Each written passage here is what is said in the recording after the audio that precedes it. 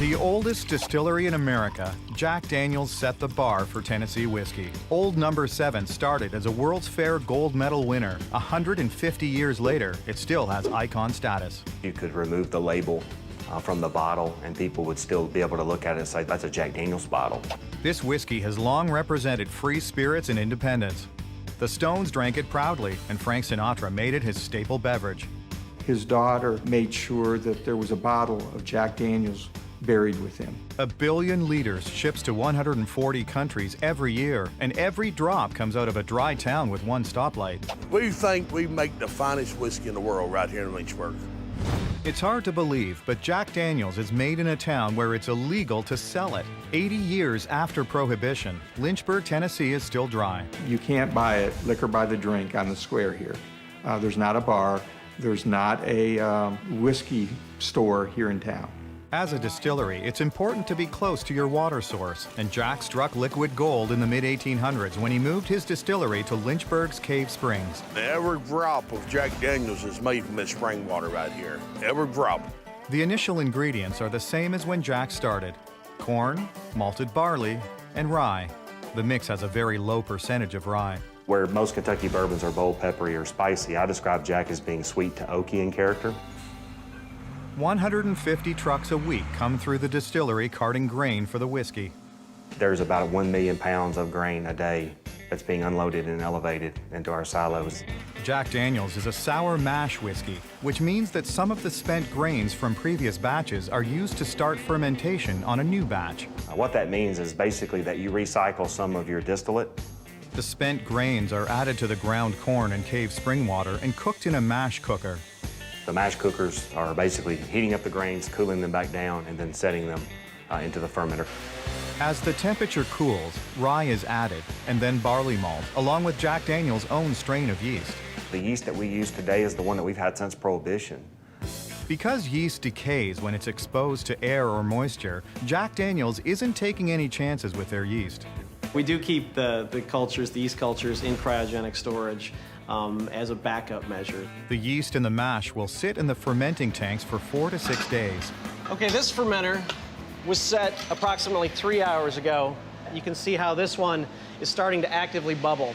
After several hours, the yeast really gets rolling, not from heat, but from the yeast acting on the water and grains. It takes each one of those molecules and splits it kind of 50-50 between a CO2 molecule and an ethanol molecule, or whiskey. After the yeast has done its work, a liquid with about a 12% alcohol content is transferred to a copper still for distillation. What you're doing inside a distillation column is just taking advantage of the fact that alcohol will become a vapor. At the right temperature, alcohol will turn to vapor, but the excess water will remain liquid. You want to be hot enough that you can vaporize the alcohol, but not so hot that you're also making steam from the water. The vaporized alcohol is transferred and cooled back into a liquid. This time, the alcohol content is at a full 140 proof. And then all you're going to do is collect that off into your condenser. Next, the condensed whiskey is passed through charcoal made by burning ricks of sugar maple.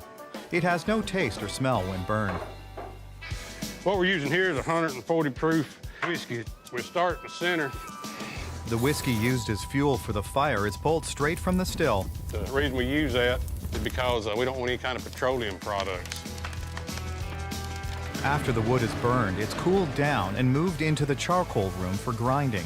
We'll bring it in here and put it in this grinder and grind it up to about a 1/4 inch consistency. The reason we wanted a 1/4 inch consistency is it gives it more surface area. More surface area ensures the whiskey will run through the charcoal and not around it. What the charcoal does is filter the fusel oils and corn oils out of the whiskey. When it goes out the bottom of this 10 foot of this charcoal is 140 proof Jack Daniel's Tennessee whiskey. The vats are made of white oak. The charcoal is changed out at least every 6 months. It takes 4 to 5 days before the whiskey, for it to go from the top to the bottom. What separates this Tennessee whiskey from bourbon is that bourbon doesn't undergo charcoal mellowing. A bourbon goes from the still to the barrel to the warehouse. Tennessee whiskey goes from the still through the charcoal, the barrel, and then the warehouse. And you know, too, what makes Jack Daniel's so unique too, we do make our own barrels too, Like the vats, the barrels are made of American white oak. They're constructed at a cooperage in Louisville, Kentucky. The barrels are formed from cut and planed wood. The wood is steamed so it's pliable, then it's shaped. Just like bourbon, Jack Daniel's, which is a Tennessee whiskey, must be aged in a new charred white oak barrel. The whiskey's color and a lot of its flavor comes from the barrels themselves. The barrel is a key ingredient in the making of whiskey, and it's why Jack Daniel's makes all of its own barrels. The right char takes about 20 to 25 seconds. Picture a marshmallow at a campfire being held just above the top of a flame. Slowly it starts to turn brown. Slowly the sugar and flavors and the color changes on the surface of the marshmallow. The heads of the barrels are assembled and cut to size. And they're charred as well.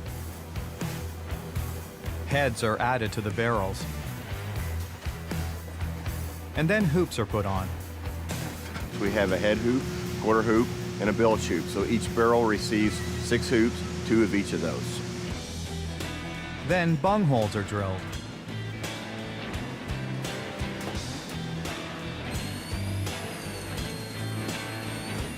Once a barrel makes it onto the truck bound for Lynchburg, it'll be filled with whiskey within a week before the wood starts to dry out and shrink. I'm gonna start with this one here. I spot the bung hole up. I took the filler lance in the bung hole and start the whiskey flow.